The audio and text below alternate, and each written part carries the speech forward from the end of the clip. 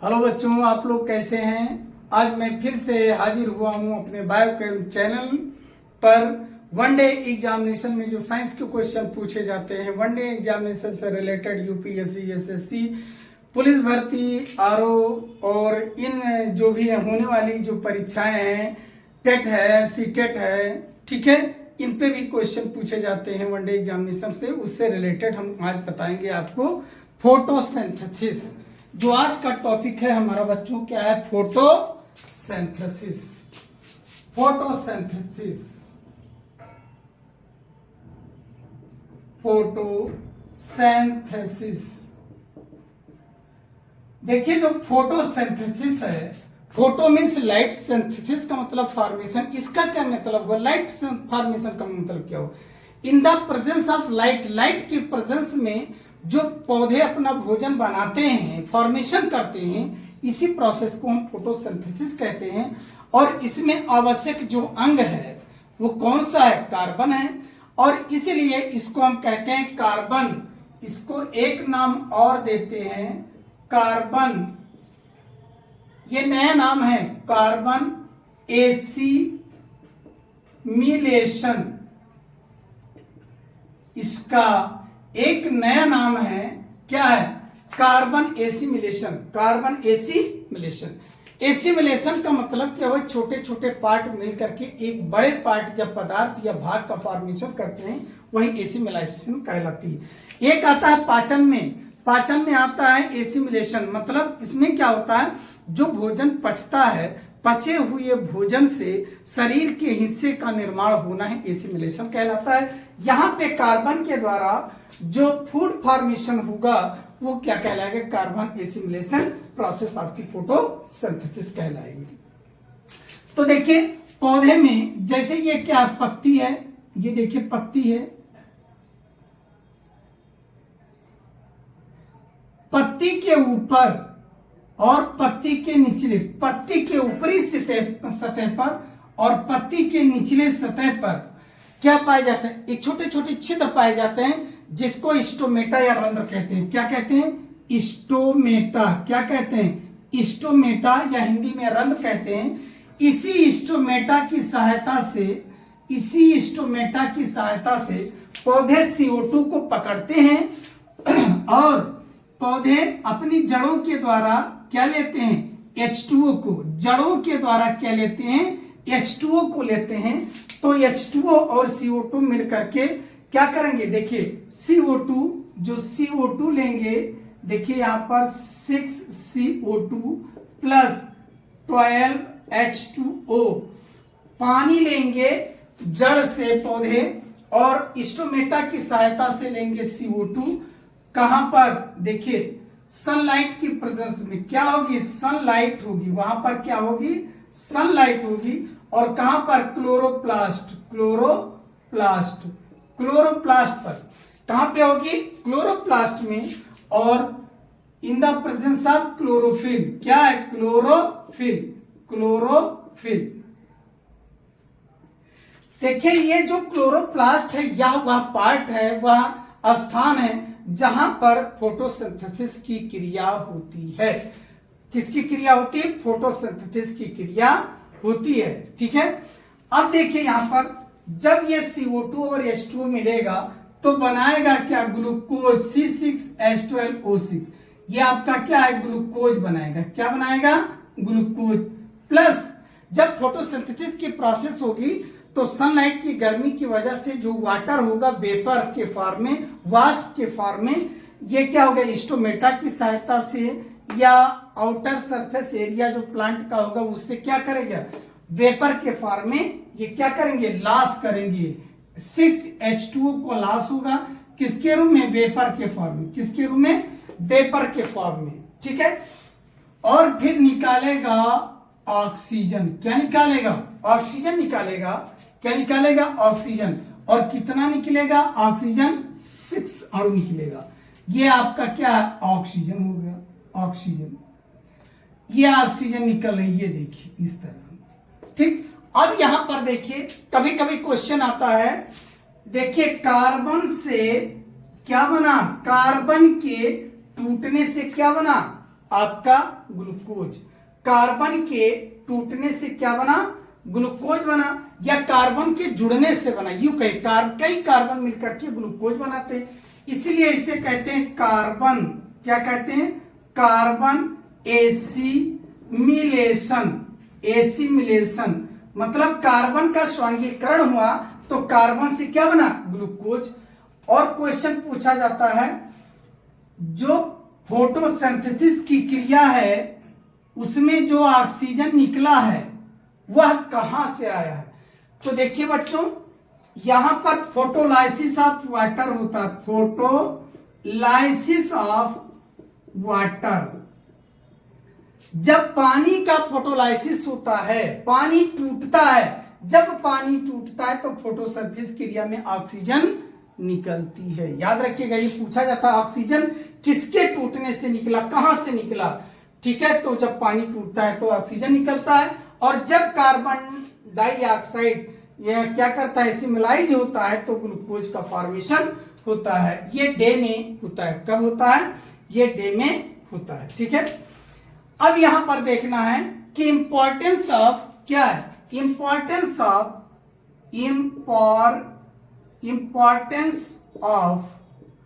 Photosynthesis. Photosynthesis की important क्या है?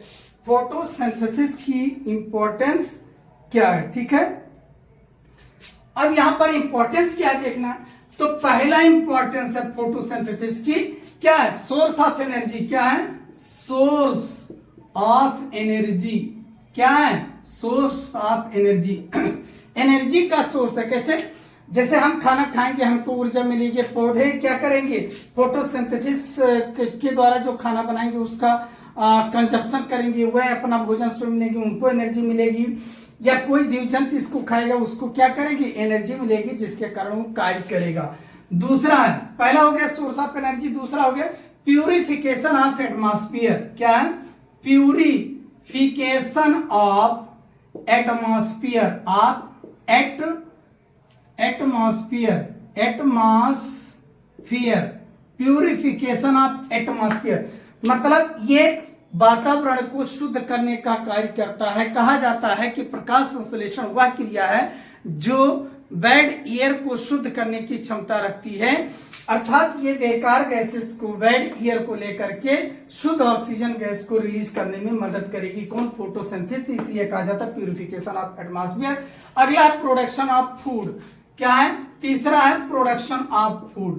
Production of food. देखिए ये क्या करता है? फूड का प्रोडक्शन करता है।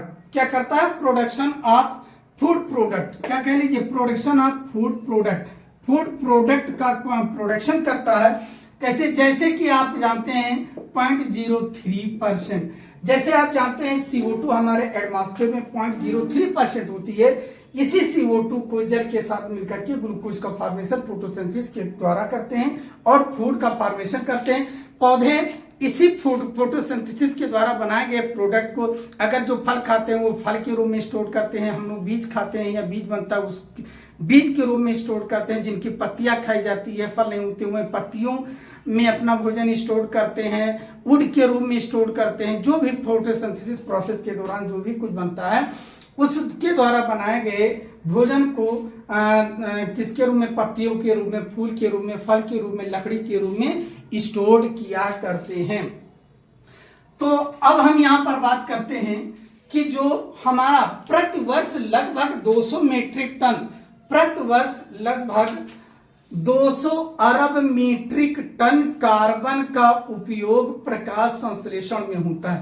प्रतिवर्ष लगभग 200 अरब मीट्रिक टन कार्बन का उपयोग फोटोसिंथेसिस के लिए होता है। जैसे यहां पर अगर इसको मिटा करके हम लिख दें, देखिए ये यहां पर देखिए ये लिखा ही है, यहां पर CO2 प्रतिवर्ष जो CO2 होता है 500 मिलियन टन। कितना?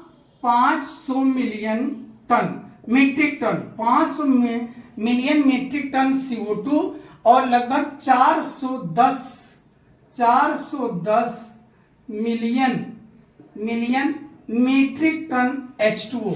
ये मिल करके 340 billion metric ton, 340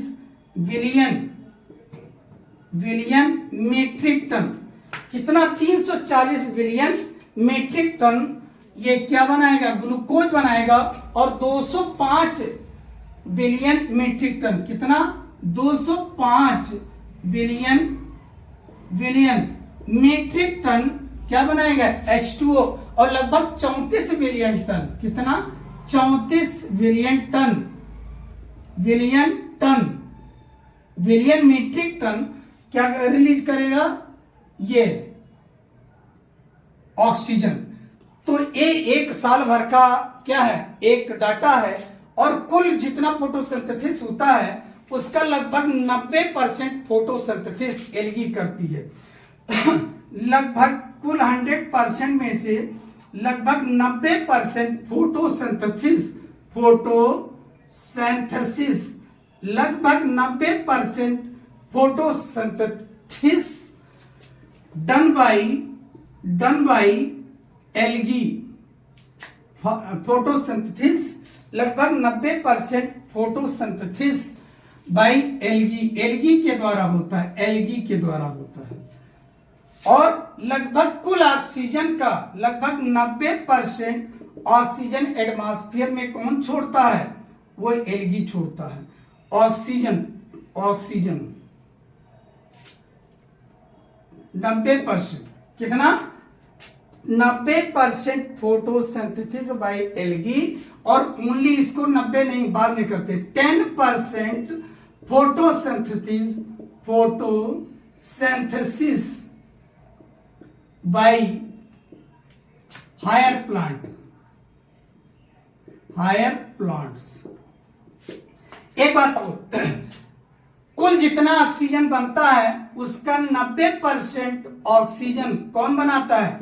oxygen produce by algae. किसके द्वारा? एल्गी। और 10% क्या? 10% oxygen produced by higher plants. ये है एक आंकड़ा, ठीक है। फोटोसिंथेसिस भी ज्यादा करता है और ऑक्सीजन भी देता है।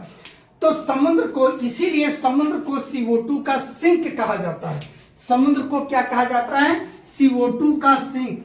जो सी है, समुद्र को क्या कहते हैं? CO2 का सिंक कहते हैं। क्यों?